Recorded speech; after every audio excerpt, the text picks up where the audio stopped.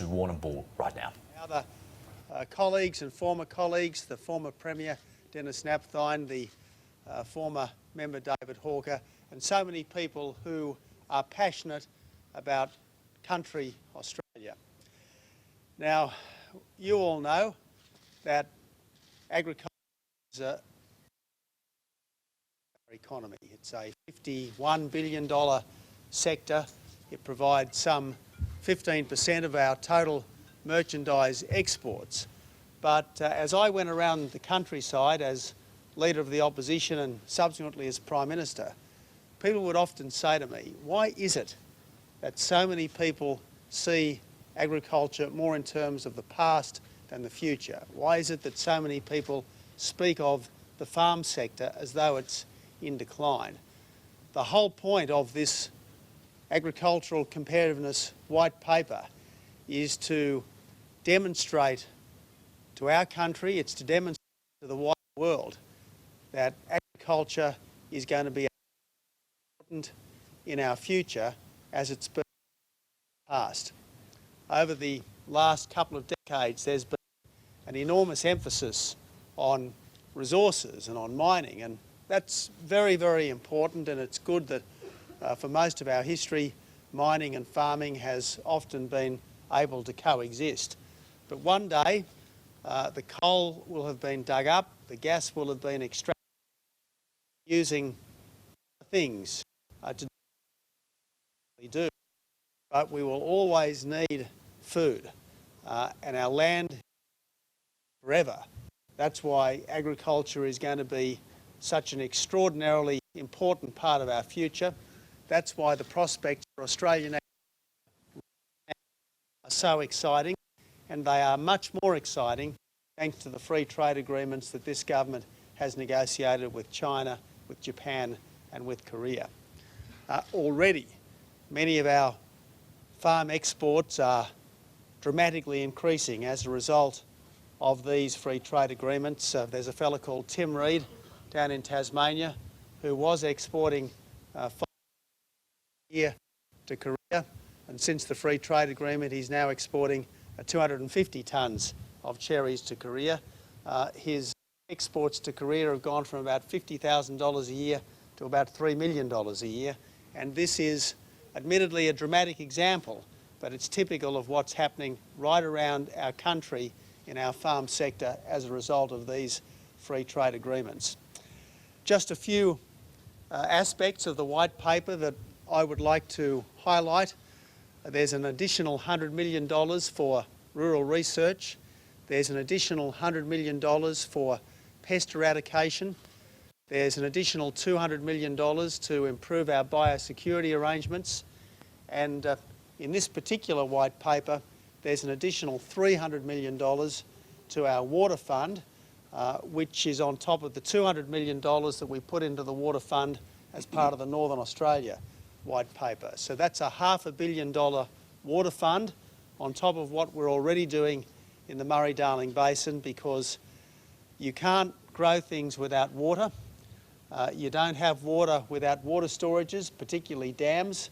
And one of the things that I would like to see broken is the dam phobia, which has afflicted our country for too much of the last few decades.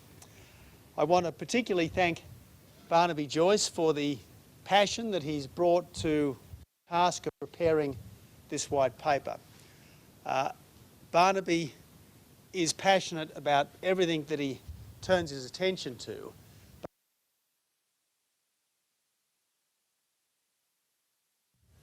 And he'll go back to the farm. But he's not for quite a few years, but nevertheless, you know, he came from a farm and he's heading back to the farm via the accountant's office and the parliament.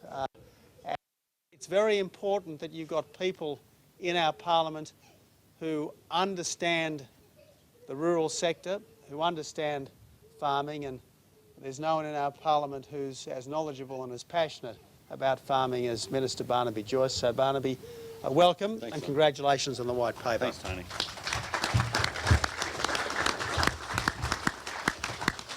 Well, thank you very much, Tony, and I suppose that it poses the question.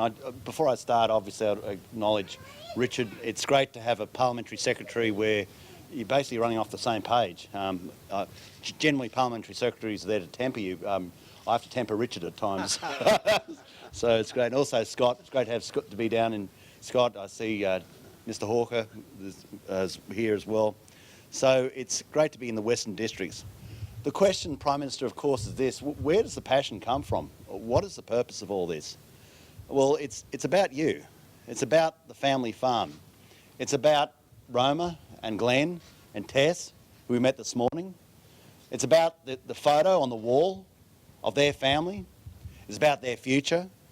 It's about how they see their nation. It's about going into towns and seeing what is delivered back to our nation by reason of people on the land. It's looking at the people who we've delivered to the service of our nation and how they've come from places such as the Western Districts of Victoria. It's people who can actually stand on something and say, I own this. And therefore, to the absolute sense of their being, they have an unbiding love. A love that goes to the extent that when times are tough, they'll go without. When things are hard, they'll see their way through. When there's a better occupation for Tess or somebody, as she leaves, she might have a better occupation where she could earn more money. They choose to come back to the land because they love the land. It really is a case of people loving the land. And when they ride their bike or their horse around, they can tell you where every stone is. They know intrinsically where things are. This is something that should be embellished in our nation, this love of our nation, which is seen in its most profound way in the love of the land. It's with that passion that you can go forward on an issue such as the White Paper, knowing that if it takes you 6 months more, what's the problem? What's the problem if you're delivering something substantial? What's the problem if you have this opportunity once in your life, where once in your life you can make a difference to families on the land, and you, by so doing, decide to take a little bit longer to get a better outcome? We went through all the things, and there is a real logic behind this. If we just go to the water, we have a plan for what we do on the farm. 100% write-off on water reticulation.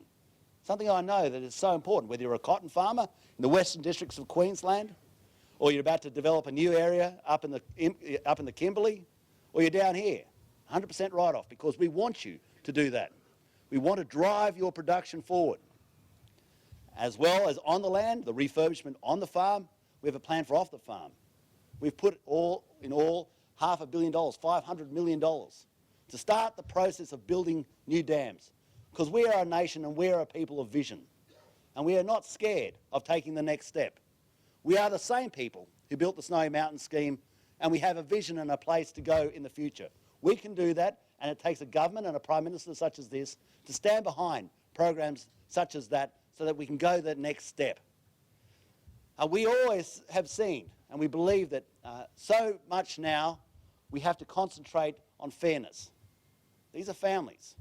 These are mums and dads and kids, and they deserve to be respected. And one of the essence of respect is making sure people are treated fairly in the marketplace. So we have put the resources more resources into the ACCC with a Deputy Commissioner to make sure that we have an agricultural Pacific job there, so that they can foresee the problems that are out there and have the on-the-ground corporate knowledge to deal with them in a more proficient way. We have made sure that issues such as fodder storage, so that we can get a better provision for drought, that we are dealing with that, writing silos off over 3 years. Now I know, I'm an accountant, I bet you each one of these fences is a repair, I know that. But what we've done is we've legitimised an illegitimate relationship. You can now write them off 100% and stop lying to me. We've made sure that we don't have to go scrounging for what happens the next time there's a drought. And we know that in the Mallee it's starting to dry out. What we did there is provide concessional loans, and not only that, in the forward estimates, ladies and gentlemen, it's very important. People say, oh, you're just providing concessional loans. What are you actually giving? Of the forward estimates, ladies and gentlemen, there's close to $500 million, $498 million in farm household allowance to be directed to those who are doing it tough. This is a direct check onto them. So we always respect that dignity of the farm, making sure that they are looked after. We made sure that we've got a stronger capacity to coordinate proper infrastructure spending in transit. We have about $50 billion that's going forward in infrastructure spend because we have the infrastructure Prime Minister. But what we must have is the proper horsepower for you people so that you can be at the table driving agendas and making sure the logistics criteria are also being addressed in your concerns, whether that's canola, whether that's wheat, whether it's barley, whether it's dairy, whether it's tomatoes, whether it's what you like. We've been part of a government that's seen one of the biggest turnarounds in soft commodity prices in the history of our nation. When we look at the price of cattle, when we look at the price of sheep, when we look at the price of wool, now I'm not saying for 1 second, oh, well, that's because of the government, but I tell you what, there's a section in there called management which has been absolutely responsible for underwriting that, getting the live cattle numbers back up so that you've got real competition back in the sale yards. So you don't just have a duopoly, that you know that there's somebody else there who will buy the product. We are driving that agenda, and we've been resilient against the forces that stood against us and said, oh, you better close it down again. No, we won't. We're driving that agenda because we know that it brings dignity back to your kitchen table, it brings money back into your lives, it allows you to have the benefits in your lives of things that are important so that you can renovate your kitchen like other people can renovate theirs in other jobs, so that you can buy a new car rather than a second-hand car, so that you can go on a holiday like other people go on holidays. Because that's what we want to do. We're going to reinvest back into your dignity as well. We've made sure that people are prepared for droughts by doubling the farm management bonds from 400,000 to 800,000 and allowing them to be offset against the loans that you are currently holding against your place. What does this mean? Of course, you get a tax deduction for farm management bonds. And if you can offset that against the loans that you have, well, technically you're getting a tax deduction to pay off your place. That's a pretty good deal. That is a pretty good deal. Think about it. That's a pretty good deal. And for young Tess, when she wants to start, and of course you'll probably unfortunately, Tess, go in there with a bit of a debt, you'll be looking for every mean advantage you can possibly get to get more equity in your place, and you get more equity in your place by paying your place off quicker.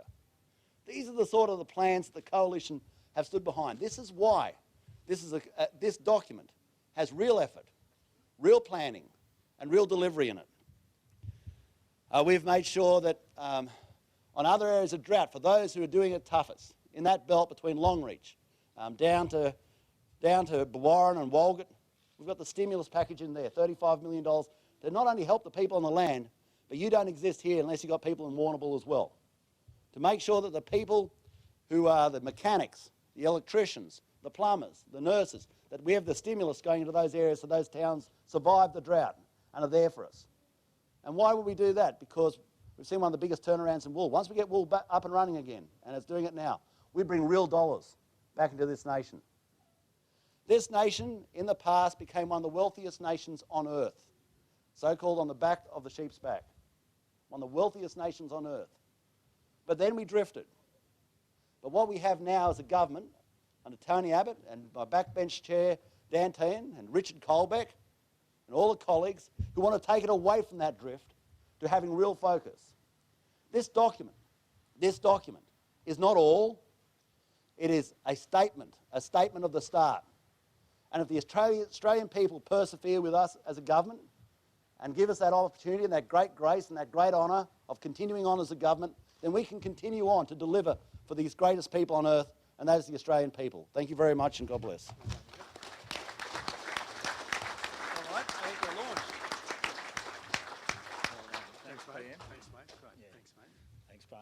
All right, you have been listening to the Prime Minister, Tony Abbott, along with his counterpart from the Nationals, Barnaby Joyce, the Agriculture Minister, launching that white paper, a discussion paper essentially, into the future of the agricultural industry. Yes. Miriam, certainly they're talking about competitiveness for agriculture.